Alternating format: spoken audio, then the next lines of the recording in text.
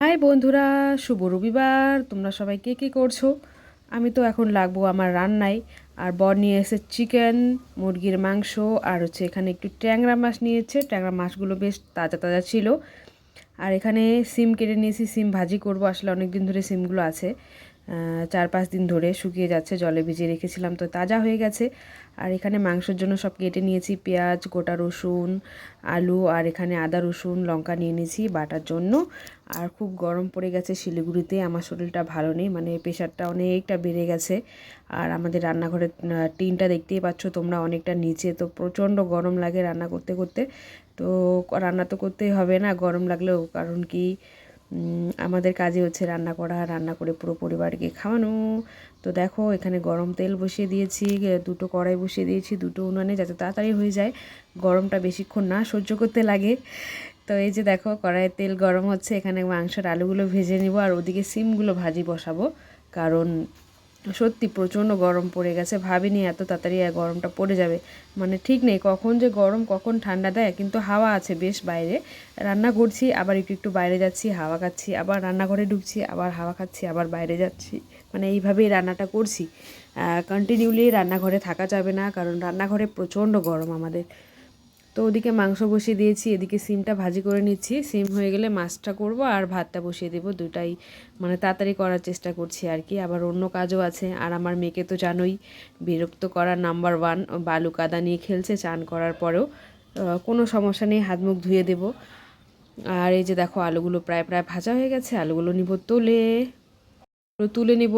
আর একটা কথা বলছি তোমাদেরকে, সবাই খুব সাবধানে থেকো। এখন আসলে হাওয়া বাতাস সব চেঞ্জ হচ্ছে, তো সবার শরীরটা অসুস্থ হয়ে যাচ্ছে। আমার তো কালকে হুট করে রাতে দেখি খুব প্রেশারটা হাই হয়ে গেছে, মাথা পুরো ঘুরোচ্ছিল, আর খুব গরম লাগছিল হঠাৎ করে কালকে, বুঝতে পারিনি কেন। তারপরে একটু মানে পুরো চোখে ঠান্ডা জল দিলাম, তারপরে একটা ঠান্ডা টাওয়াল ভিজিয়ে ঘাড়ের মধ্যে দিয়ে অনেকটা কমেছে, অনেকটা অনেকটা কমে গেছে।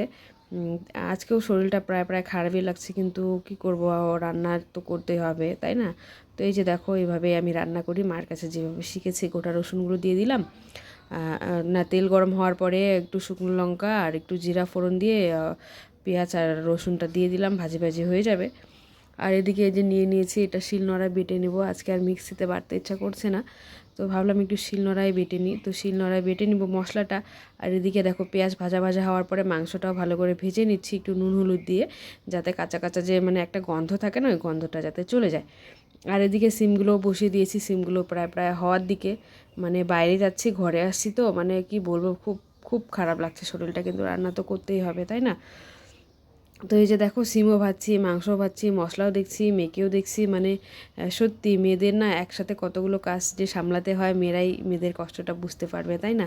অন্যকে কিন্তু বুঝতে পারবে না। অনেকেই আছে মেয়েরা মেয়েদের কষ্ট বুঝে না, যেমন শাশুড়ি মাকে ধরে নিন, অনেক শাশুড়ি মা আছে কিন্তু বুঝে যায়, অনেকজন বুঝে না। আসলে এটা অনেকটা ভাগ্যের ব্যাপার, যে হচ্ছে অনেক শাশুড়ি ভালো হয়, অনেক খারাপ হয়, এগুলো তাই হোক, এগুলো বলে লাভ নেই, এগুলো নিয়ে সংসার করতে হবে, ভালো খারাপ নিয়ে। তো এদিকে দেখো সিম ভাজাটা হয়ে গেছে।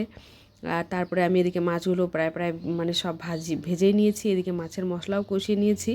মানে যতটা পারছি ততটা ভিডিও আর কি শেয়ার করছি, পুরোটা পারছি না, মানে যতটা পেরেছি করেছি। তোমরা একটু দেখো ভিডিওটা। তো মাংসটা কষানো হয়ে গেল, আবার একটু জল দিয়ে দিয়ে কষাচ্ছি, যাতে কাঁচা কাঁচা গন্ধটা না থাকে। তো এই যে আমি তো এইভাবে রান্না করি, তোমাদেরকে বারবার বলেছি যে মশলা দিয়ে এইভাবে বানাই আমি। একটু শসা, একটু পেঁয়াজ, একটু লঙ্কা, একটু রসুন, আর একটা ছোটো টমেটো নিয়েছি। তো এইভাবে বানাই আমি। আর অল্প অল্প জিনিসের না স্বাদ বেশি হয়, বেশি জিনিসেরও স্বাদ হয়, কিন্তু অল্প জিনিস থাকলে না বেশি স্বাদ হয়। আর বর অল্পই নিয়ে এসে, 5 জন আছে বাড়িতে, এখন তো মেয়েও মানে খাওয়া শুরু করে দিয়েছে, কারণ ঝালটা একটু কমই দিই। তো তারপরে চলে এসে ফুচকাওয়ালা, মেয়ে টেনে টেনে নিয়ে গেল ফুচকা নিয়ে নেওয়ার জন্য, খাওয়ার জন্য। তো আমি বললাম ঠিক আছে, আমি একটু খেয়ে নেবো। এই তো নিয়ে নিয়েছে শুকনা, 10 টাকার ওকে নিয়ে দিয়েছি, 4টা যেহেতু, ওকে 5টা দিয়ে দিয়েছে, মানে চেনা জানা সব কিছু বাড়ির পাশে আছে। তো আমিও খেয়ে নিয়েছি ফুচকা। আমারটা শেয়ার করতে পারিনি, যেহেতু আমি নিজেই ক্যামেরাম্যান, তো নিজের ভিডিওটা নিজে করতে পারিনি। তো ফাইনালি আমার সব রান্না রেডি হয়ে গেছে, মেয়ে ফুচকা খেতে ব্যস্ত। এই যে দেখো রান্না, সিম ভাজি করেছি, তারপরে করেছিলাম ট্যাংরা মাছ, হচ্ছে এই যে মশলা দিয়ে, আর করেছি চিকেন, করেছি গরম গরম ভাত। তো তোমরা কে কী আজকে করেছো স্পেশাল রবিবার আমাকে একটু অবশ্যই কমেন্টের মাধ্যমে জানিও। ভিডিওটা কেমন লাগলো অবশ্যই বলো, ভালো লাগলে লাইক কমেন্ট করো। আর স্যালাড তো আছেই, এটা আমাদের বাড়িতে এখন রোজ খাওয়া হবে। গরমে না এই স্যালাড খাওয়াটা খুব ভালো, কাঁচা খাওয়া। তো তোমরা একটু খেও।